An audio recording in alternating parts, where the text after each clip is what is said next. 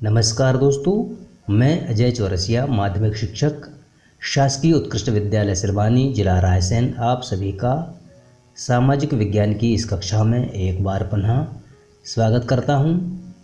आज हम कक्षा 9वीं की NCERT की पुस्तक भारत और समकालीन विश्व, जो कि हमारी सामाजिक विज्ञान की इतिहास विषय की पुस्तक है, इसके पहले अध्याय फ्रांसीसी क्रांति के प्रश्नोत्तरों पर चर्चा करेंगे।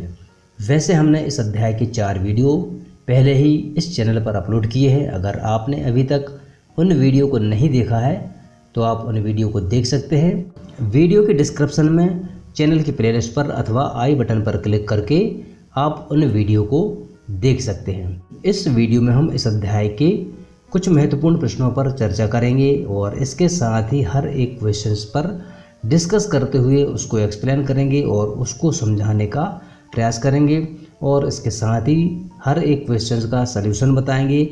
वीडियो के पहले भाग में हम इस चैप्टर को संक्षेप में समझने का प्रयास करेंगे। इसके पश्चात हम इस अध्याय के 1 नंबर वाले प्रश्नों पर बात करेंगे और इसके पश्चात 3 और 5 नंबर के प्रश्न देखेंगे और वीडियो के अंत में हम पाठ्य पुस्तक के सही प्रश्नों पर एक एक करके डिस्कस करेंगे।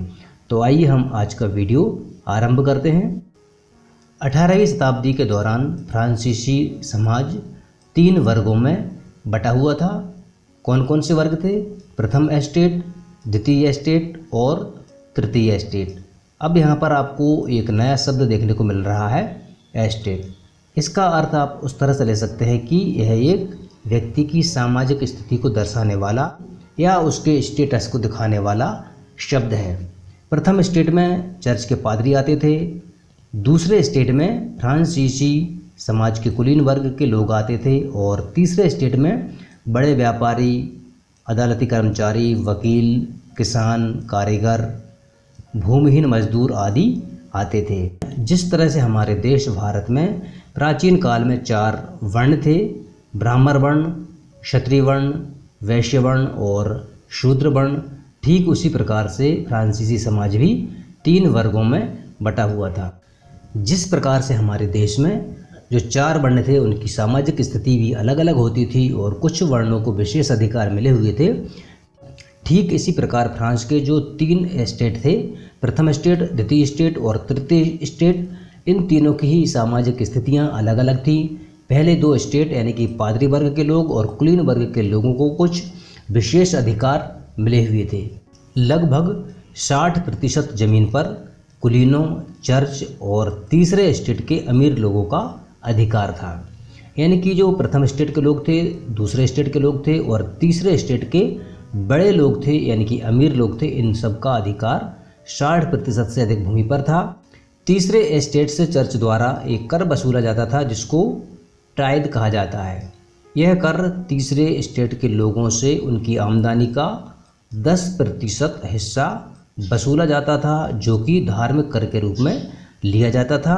इसी प्रकार से तीसरे स्टेट्स के लोगों से सरकार द्वारा एक कर और वसूला जाता था जिसको टाइल कहा जाता है और इसके अलावा कुछ अप्रत्यक्ष कर भी थे जो सरकार द्वारा इस तीसरे स्टेट्स के लोगों से लिए जाते थे। प्रथम एस्टेट और दूसरा एस्टेट अर्थात पादरी वर्ग और कुलीन वर्ग के लोगों को जन्म से कुछ विशेष अधिकार प्राप्त थे, जैसे कि उनको टैक्स नहीं देना होता था। अब जो चर्च द्वारा टाइद और सरकार द्वारा टाइल लिया जाता था वह सिर्फ तीसरे वर्ग के लोगों से लिया जाता था, अर्थात तीसरे स्टेट के लोगों से लिया जाता था। इनमें बड़े व्यवसायी, व्यापारी, अदालती कर्मचारी, वकील, किसान और कारीगर, छोटे किसान, भूमिहीन मजदूर, नौकर आदि होते थे। इन सभी से 2 तरह के टैक्स लिए जाते थे, पहला टाइद और दूसरा टाइल। और जो उच्च वर्ग के लोग थे, प्रथम स्टेट के लोग थे जिनमें पादरी आते थे, दूसरे स्टेट के लोग थे जिनमें कुलीन वर्ग के लोग आते थे, इन सबको टैक्स देने से छूट मिली हुई थी। वहाँ पर इनको ये विशेषाधिकार मिला हुआ था कि ये टैक्स नहीं देते थे। इसके साथ ही इन दोनों ही वर्गों के पास कुछ राजनीतिक अधिकार भी मिले हुए थे जो कि इस तीसरे वर्ग के लोगों के पास नहीं थे। राज्य के सभी टैक्स केवल तीसरे स्टेट के लोगों द्वारा ही वहन किए जाते थे।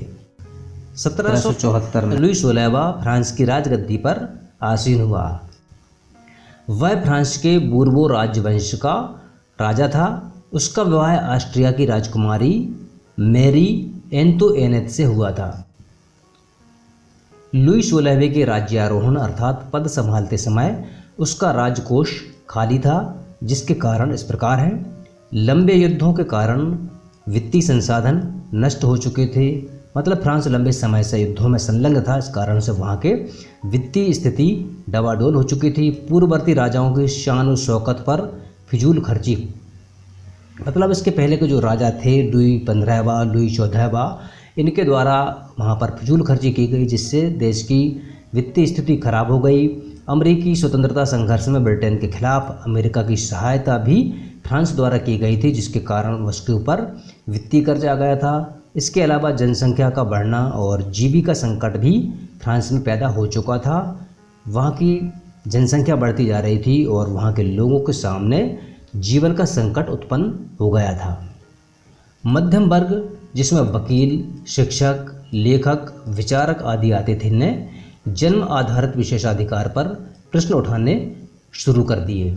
बढ़ते कर्ज के दबाव में लुई 16वें ने 5 मई 1789 को एस्टेट जनरल की बैठक बुलाई ताकि नए करों को पास किया जा सके। अब यहाँ पर एक नया शब्द आया है, एस्टेट जनरल। ये क्या है? एस्टेट जनरल एक वहाँ की प्रतिनिधि सभा है, जिसमें कोई भी टैक्स लेने से पहले उनकी मंजूरी ली जाती थी। इस प्रतिनिधि सभा में तीनों ही स्टेट के लोग होते थे जो कि वहाँ पर जाकर मत देते थे। एस्टेट जनरल में मतदान एस्टेट के आधार पर होता था, न कि प्रति व्यक्ति के आधार पर। लेकिन इस बार तीसरे एस्टेट के लोग संख्या आधारित मतदान की मांग करने लगे। लुई 16वें ने उनकी मांग को खारिज कर दिया और इसके विरोध में तीसरे एस्टेट के लोगों ने सदन का बहिष्कार कर दिया और वह बाहर निकलकर आ गए।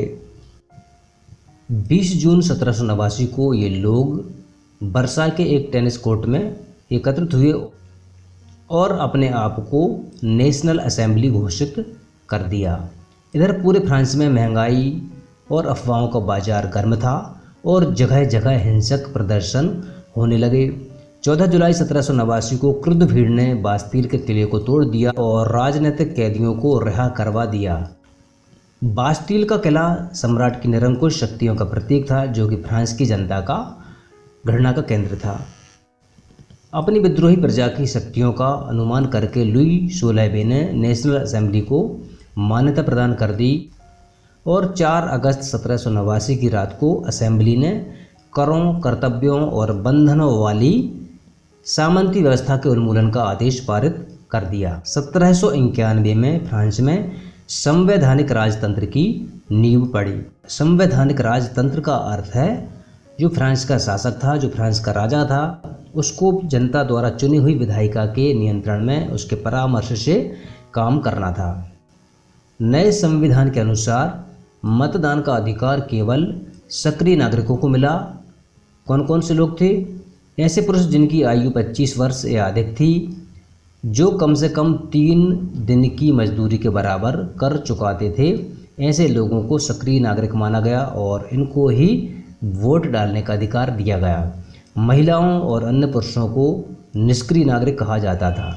राजा की शक्तियों को विधायिका, कार्यपालिका और न्यायपालिका में विभाजित और हस्तांतरित कर दिया गया।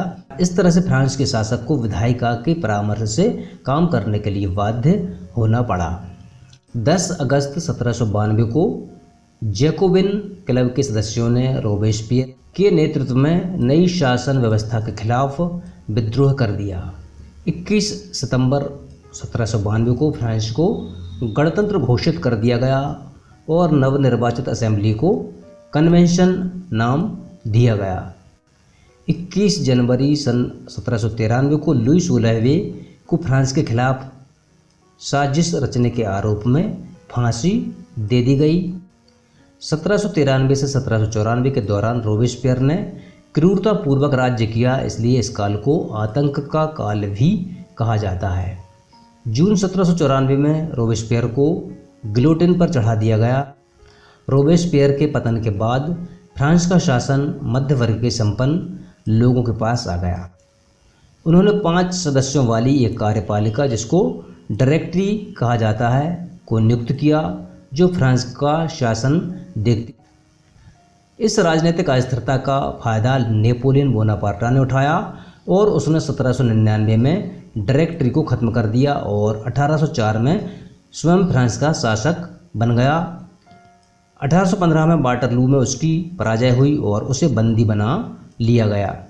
फ्रांसीसी क्रांति के मूल तत्व स्वतंत्रता, समानता और बंधुत्व ने पूरे विश्व पर प्रभाव डाला। 1848 में फ्रांस के सभी उपनिवेशों से दास प्रथा का उन्मूलन कर दिया गया। महिलाओं को मतदान का अधिकार 1946 में जाकर मिला।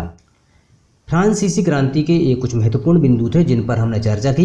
वीडियो के अगले भाग में हम इस चैप्टर के एक एक नंबर वाले प्रश्नों पर बात करेंगे। इनमें सबसे पहला प्रश्न है, फ्रांस की क्रांति के समय फ्रांस का सम्राट कौन था? 4 विकल्प दिए हुए हैं।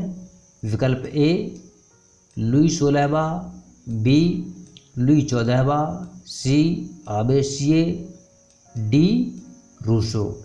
इस प्रश्न का सही उत्तर है लुई 16वां, जो कि बूर्बो वंश का राजा था। अगला प्रश्न, द सोशल कॉन्ट्रैक्ट नामक पुस्तक किसने लिखी? 4 विकल्प दिए हुए हैं। ए नेपोलियन, बी रूसो, सी आबेसिये, बी रोबेस्पियर। इस प्रश्न का सही उत्तर है रूसो। द सोशल कॉन्ट्रैक्ट पुस्तक में रूसो ने लिखा है कि मनुष्य जन्म से स्वतंत्र पैदा होता है लेकिन वह सर्वत्र जंजीरों में जकड़ा हुआ है। रूसो एक फ्रांसीसी विचारक था जिसने द सोशल कॉन्ट्रैक्ट पुस्तक के माध्यम से फ्रांस की जनता को आज़ाद होने के लिए संघर्ष करने हेतु प्रेरित किया था।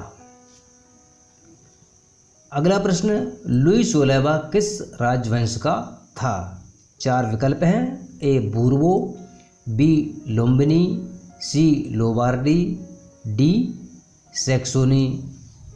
तो यहाँ पर इसका सही उत्तर है लुई 16वां बूर्बो राजवंश का था। अगला प्रश्न, फ्रांस में 1794 तक चलने वाली मुद्रा का नाम था? 4 विकल्प हैं। ए टाइद, बी लिब्रे, सी टाइल और डी डिडेक्ट्री। तो यहाँ पर हम आपको बता दें कि जो टाइद शब्द है यह कर था जो कि चर्च द्वारा तीसरे स्टेट के लोगों पर लगाया गया था। लिब्रे फ्रांस की मुद्रा थी जो कि 1794 तक फ्रांस में चलती थी। जिस तरह से हमारे देश में रुपया चलता है, अमेरिका में डॉलर चलता है, तो उसी तरह से फ्रांस में लिब्रे एक मुद्रा चलती थी। इसके अलावा जो टाइल शब्द है यह एक टैक्स था जो कि फ्रांस द्वारा तीसरे स्टेट के लोगों पर लगाया गया था। और डिडेक्ट्री एक 5 लोगों की कार्यपालिका थी। तो इस प्रश्न का सही उत्तर है लिब्रे। अगला प्रश्न, नेपोलियन फ्रांस का सम्राट कब बना? 4 विकल्प हैं। ए 1804 में, बी 1799 में, सी 1815 में, डी 1789 में। इस प्रश्न का सही उत्तर है 1804 में। अगला प्रश्न है, वाटरलू का युद्ध नेपोलियन ने सन खालिस्तान में लड़ा। अब हमें ये बताना है कि इस खालिस्तान में क्या आएगा, तो इसमें सही उत्तर आएगा 1815 है। अगला प्रश्न है, फ्रांस का राष्ट्रगान खालिस्तान है। इस प्रश्न का सही उत्तर है मार्सिले। अगला प्रश्न, फ्रांस का राष्ट्रगान खालिस्तान ने लिखा। इस प्रश्न का सही उत्तर है कबीर राजेट दी लायल ने इस गीत को लिखा था। कबीर राजेट दी लायल द्वारा रचित मार्सिले गीत को पहली बार मार्सिलेस के स्वयंसेवियों द्वारा पेरिस की ओर कूच करते हुए गाया गया था, इसलिए इस गाने का नाम मार्सिले हो गया और अब यह फ्रांस का राष्ट्रगान है। अगला प्रश्न, फ्रांसीसी उपनिवेश से दास प्रथा का उन्मूलन सन खालिस्तान में हुआ। इसका सही उत्तर है सन 1848 में। फ्रांसीसी उपनिवेशों से दास प्रथा का उन्मूलन सन 1848 में हुआ था। अगला प्रश्न, जैकोबिन क्लब का प्रमुख नेता खालिस्तान था। इसका सही उत्तर है मैक्सिमिलियन रोबेस्पियर, जिसके नेतृत्व में फ्रांस में 1792 में क्रांति हुई थी और इसके द्वारा फ्रांस के राजतंत्र का अंत किया गया था। 1793 से लेकर 1794 तक के मैक्सिमिलियन रोबेस्पियर के काल को आतंक का काल भी कहा जाता है, क्योंकि इस दौरान रोबेस्पियर ने अपने कामों से असहमति रखने वाले हजारों लोगों को गिलोटिन पर चढ़ाकर मौत के घाट उतरवा दिया था। अगला प्रश्न है, किस एस्टेट को 18वीं सदी के फ्रांस में सभी कर चुकाने पड़ते थे? सही उत्तर आपको मालूम होगा, तृतीय स्टेट। यहाँ पर 3 एस्टेट थे। प्रथम स्टेट और द्वितीय स्टेट के लोगों को यहाँ पर कर नहीं देना पड़ते थे। तृतीय स्टेट के लोगों को सभी तरह के कर चुकाने पड़ते थे। अगला प्रश्न है, एस्टेट जनरल क्या था? इसका सही उत्तर है, एस्टेट जनरल एक राजनीतिक संस्था थी जिसमें तीनों स्टेट, कौन कौन से स्टेट? प्रथम स्टेट, द्वितीय स्टेट और तृतीय स्टेट अपने प्रतिनिधि भेजते थे। फ्रांस गणतंत्र कब बना? इस प्रश्न का सही उत्तर है कि सितंबर 1792, जब रोबेस्पियर के नेतृत्व में जैकोबिन क्लब के सदस्यों ने फ्रांस में सत्ता परिवर्तन किया और राजतंत्र का अंत कर दिया और फ्रांस को एक गणतंत्र घोषित किया। अगला प्रश्न, जुलाई 1789 को किस किले को तोड़कर राजनीतिक कैदियों की भीड़ को रिहा करवा लिया गया था? इस प्रश्न का सही उत्तर है बास्तिल का किला, जहां पर फ्रांस की जनता ने हमला बोल दिया था और देखते ही देखते इस किले को नेस्त नाबूद कर दिया था और हजारों राजनीतिक बंदियों को छुड़वा लिया था। अगला प्रश्न है, डिडक्टिव शासन व्यवस्था का अंत किसने किया? इस प्रश्न का सही उत्तर है नेपोलियन बोनापार्ट ने डिडक्टिव शासन व्यवस्था का अंत किया था। अगला प्रश्न, उपज का 10वां भाग जो चर्च के द्वारा कर के रूप में लिया जाता था उसका नाम लिखिए। तो आपको मालूम होगा कि फ्रांस में 2 तरह के टैक्स लिए जाते थे, एक चर्च के द्वारा, एक सरकार के द्वारा। चर्च के द्वारा जो टैक्स लिया जाता था उसको टाइद कहा जाता था और सरकार द्वारा जो टैक्स लिया जाता था उसको टाइल कहा जाता था। तो इस प्रश्न का सही उत्तर है टाइद। अगला प्रश्न, 18वीं शताब्दी में फ्रांसीसी समाज कितने स्टेट्स में बटा हुआ था? आपको मालूम है 18वीं शताब्दी में फ्रांसीसी समाज 3 स्टेट में बटा हुआ था, प्रथम, द्वितीय और तृतीय। प्रथम स्टेट में पादरी, द्वितीय स्टेट में कुलीन और तीसरे स्टेट में व्यवसायी, व्यापारी, कर्मचारी, अदालती कर्मचारी, वकील, किसान, मजदूर, छोटे किसान, नौकर आदि आते थे। अगला प्रश्न, कुलीन वर्ग क्या है? इस प्रश्न का उत्तर है अमीर वर्ग को कुलीन वर्ग कहा जाता था, यह द्वितीय स्टेट का वर्ग था। अगला प्रश्न, फ्रांसीसी समाज का कौन सा वर्ग सभी कर चुकाता था? सही उत्तर है तीसरा वर्ग। आपको मालूम है कि प्रथम स्टेट और दूसरे स्टेट के लोगों को कर नहीं देना होता था, सभी तरह के कर तृतीय स्टेट के लोगों को चुकाना होते थे। अगला प्रश्न, गिलोटिन क्या है? गिलोटिन 2 खंभों के मध्य लटकती आरी वाली मशीन थी जिसका उपयोग सबसे अधिक रोबेस्पियर ने किया था। वह अपने कामों से असहमति रखने वाले लोगों को इस गिलोटिन के माध्यम से मौत की सजा दिलवाता था। गिलोटिन के माध्यम से व्यक्ति के सिर को धड़ से अलग किया जाता था। अगला प्रश्न, एस्टेट से क्या अभिप्राय है?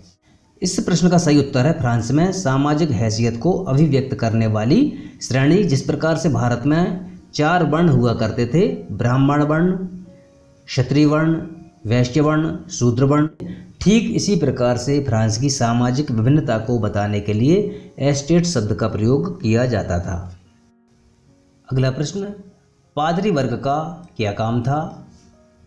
उत्तर है चर्च के विशेष कार्यों को करना। अगला प्रश्न, सीधे राज्य को दिया जाने वाला कर कौन सा था? आपको भी बताया था हमने कि टाइल नाम का कर था, वह राज्य द्वारा लिया जाता था। तो इस प्रश्न का सही उत्तर है टाइल, जो कि प्रत्यक्ष कर था।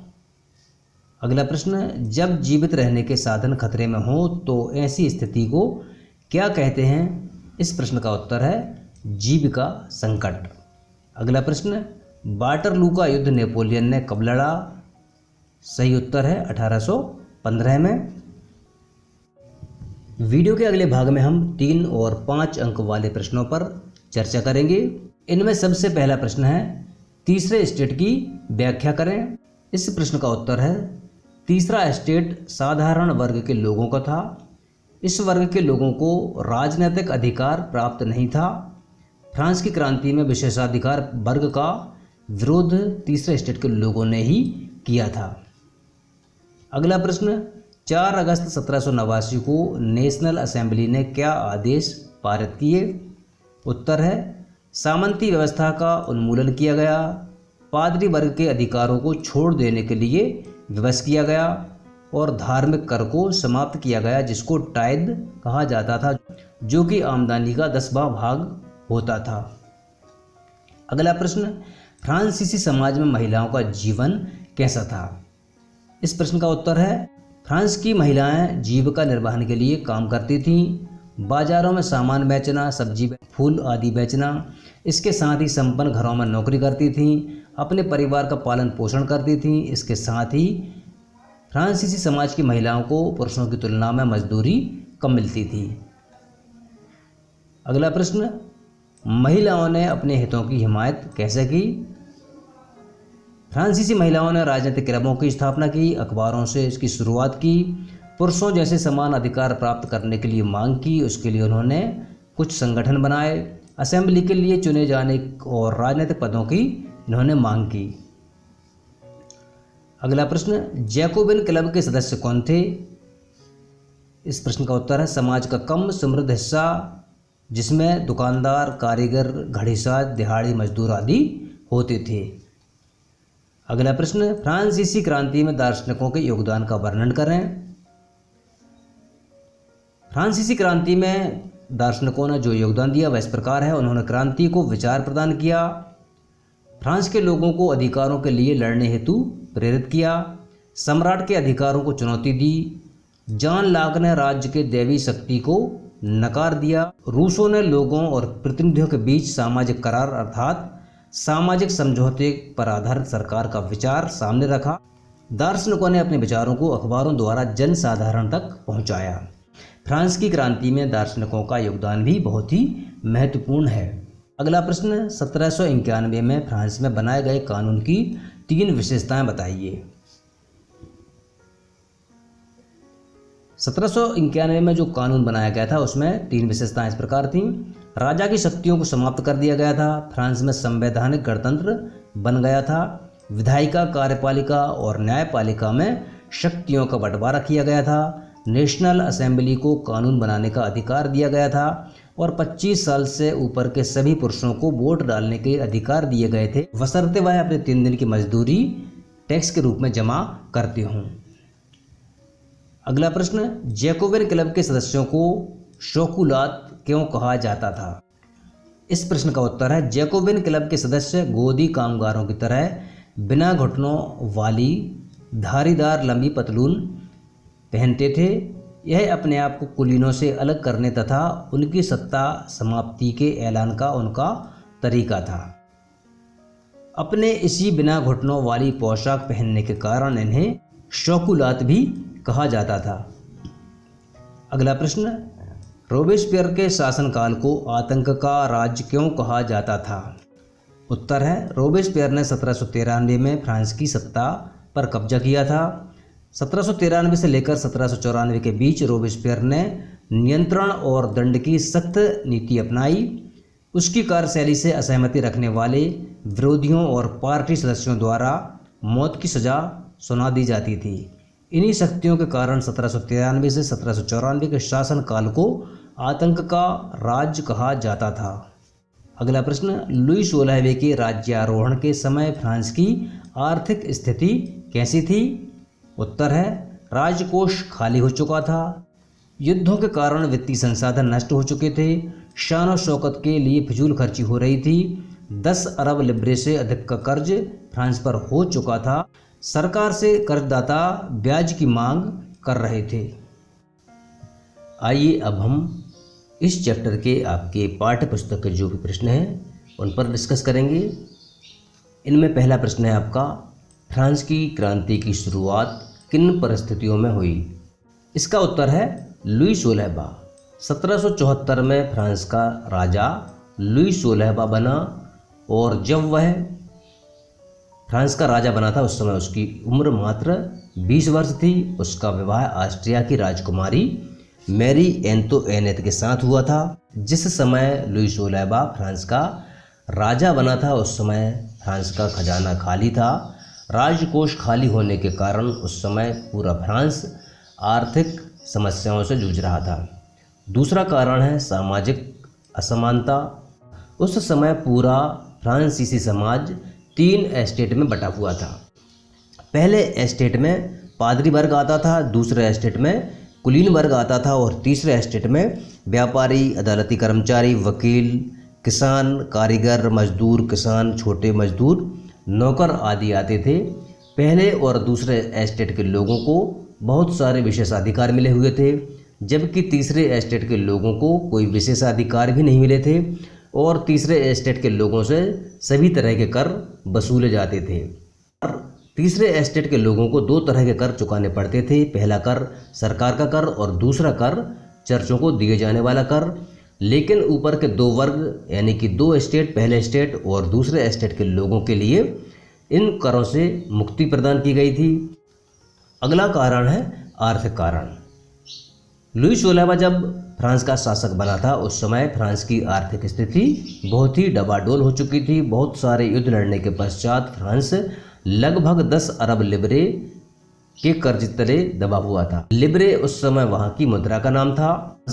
तो इस तरह से फ्रांस उस समय आर्थिक संकटों से जूझ रहा था। अगला कारण है तात्कालिक कारण। फ्रांस की आर्थिक स्थिति को सुधारने के लिए फ्रांस के राजा ने नए करों के प्रस्ताव तैयार किए और इन करों की मंजूरी लेने के लिए उसने एस्टेट जनरल यानी कि प्रतिनिधि सभा की बैठक बुलाई। प्रतिनिधि सभा में प्रथम और द्वितीय एस्टेट के 300 प्रतिनिधि आए, जबकि तृतीय एस्टेट के 600 प्रतिनिधि भेजे गए। एस्टेट जनरल के नियमों के अनुसार प्रत्येक वर्ग को एक मत देने का अधिकार था। इस बार भी लुई 16वां इसी प्रथा का पालन करवाना चाहता था, परंतु तीसरे वर्ग के लोगों ने यह मांग रखी कि अब की बार पूरी सभा द्वारा मतदान कराया जाना चाहिए, जिससे प्रत्येक सदस्य को मत देने का अधिकार हो। परंतु फ्रांस के सम्राट लुई 16वें ने इस प्रस्ताव को अस्वीकार कर दिया। तो तीसरे एस्टेट के प्रतिनिधि विरोध करते हुए सभा से बाहर आ गए और टेनिस कोर्ट में एकत्रित होकर क्रांति की रूपरेखा तैयार की। अगला प्रश्न है, फ्रांसीसी समाज के किन तबकों को क्रांति का फायदा मिला? कौन से समूह सत्ता छोड़ने के लिए मजबूर हो गए? क्रांति के नतीजे से समाज के किन वर्गों को निराशा हुई होगी? उत्तर है, फ्रांस की क्रांति से निम्नलिखित तबकों को फायदा मिला। फ्रांस के सर्वहारा समुदाय के सभी लोगों को लाभ मिला, जिसमें मजदूर थे, किसान थे, छोटे व्यापारी थे, नौकर थे, वकील थे, जो भी तीसरे एस्टेट के लोग थे उन सबको इसमें फ़ायदा मिला। इसके अलावा किसानों को दास्ता से मुक्ति मिली, कुलीनों से उनकी ज़मीन वापस मिल गई, चर्च और कुलीनों द्वारा मनमानी कर वसूल से भी इन्हें मुक्ति मिल गई। जो तीसरे एस्टेट के जो लोग थे उनको एक धार्मिक कर देना होता था, उससे भी उनको मुक्ति मिल गई। पादरी वर्ग और कुलीन वर्ग सत्ता छोड़ने के लिए मजबूर हुए, इनके सारे विशेषाधिकार छीन लिए गए, फ्रांस में समानता की लहर आ गई। अगला प्रश्न है, 19वीं और 20वीं सदी की दुनिया के लिए फ्रांसीसी क्रांति कौन सी विरासत छोड़ गई? 19वीं और 20वीं सदी की दुनिया के लिए फ्रांसीसी क्रांति की जो सबसे बड़ी विरासत है वह है स्वतंत्रता का विचार, समानता का सिद्धांत, बंधुत्व की भावना, प्रजातांत्रिक विचार और सामंतवाद का अंत। आपकी पाठ्यपुस्तक का अगला प्रश्न, उन जनवादी अधिकारों की सूची बनाएं जो आज हमें मिले हुए हैं जिनका उद्गम फ्रांसीसी क्रांति में है।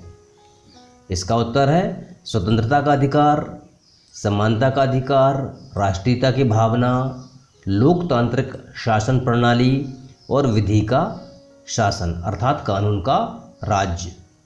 क्या आप इस बात से सहमत हैं कि सार्वभौमिक अधिकारों के संदेश में नाना अंतर्विरोध थे? इसका उत्तर है सार्वजनिक अधिकारों के संदेश में नाना अंतर्विरोध थे। घोषणा पत्र की शुरुआत ही पुरुषों के एकाधिकार की पुष्टि करती है। महिलाओं के स्थान दूसरे दर्जे का कर दिया गया था। बिना संपत्ति वाले लोगों को भी बराबरी का हक नहीं दिया गया था। दास प्रथा जैसे गलत प्रथाओं को भी नज़रअंदाज किया गया था। महिलाओं को मताधिकार सन 1946 में जाकर मिला। तो इस प्रकार से सार्वभौमिक अधिकारों के संदेश में ये अंतर्विरोध देखने को मिलते हैं। अगला प्रश्न, नेपोलियन के उदय को कैसे समझा जा सकता है? उत्तर है 1799 में डायरेक्टरी के शासन का अंत करके वह फ्रांस का प्रथम काउंसिल बन गया। 1793 से 1796 के मध्य पश्चिमी यूरोप पर विजय प्राप्त की उसने। सत्ता पर कब्जे के बाद खोए हुए भूखंड पुनः वापस लिए उसने। ऑस्ट्रिया, प्रशा और रूस को परास्त किया उसने। समुद्र के ऊपर ब्रिटिश नौसेना पर फ्रांसीसी अपना प्रभुत्व कायम नहीं रख सके। मुझे उम्मीद है आप लोगों को यह वीडियो पसंद आया होगा। वीडियो पसंद आया हो तो वीडियो को लाइक कीजिए और शेयर करना मत भूलिए। अगर आप आगे भी इसी तरह के वीडियो देखते रहना चाहते हैं तो इस चैनल को सब्सक्राइब कर लीजिए और बेल आइकन को दबाकर नोटिफिकेशन को ज़रूर ऑन कर लीजिए। धन्यवाद।